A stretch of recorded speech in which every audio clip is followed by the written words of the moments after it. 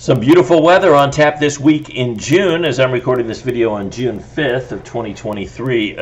February, we basically started feeling like spring. It was the third warmest February in Richmond's climate history. We averaged 8 degrees above average. We had a bunch of 70-degree days, and we had an 80-degree day. For all intents and purposes, it was typical spring weather in February. And we're going to go to March now.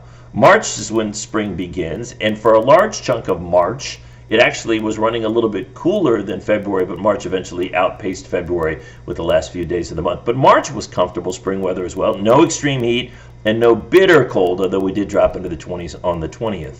Then in April, we ended up a little bit above average. April's kind of the first of 2 months that are fully in spring, April and May, and it was just about right. We still didn't hit 90 degrees, and we stayed above freezing all month in April. Then we went to May, which ended up being, now as you're talking about the warmer part of spring, we ended up May slightly below average. We did not hit 90 degrees, and we didn't even come close to having a freezing morning.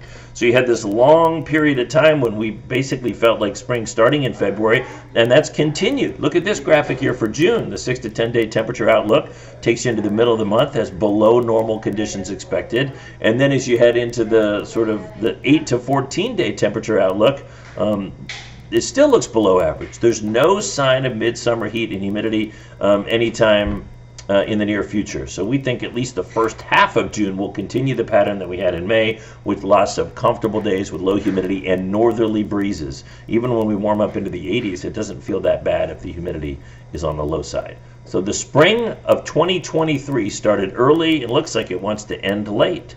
So enjoy the weather. Hopefully you're saving a little money on the air conditioning bill, and I think we saved money on the heating bill February and March. Hope you have a great day.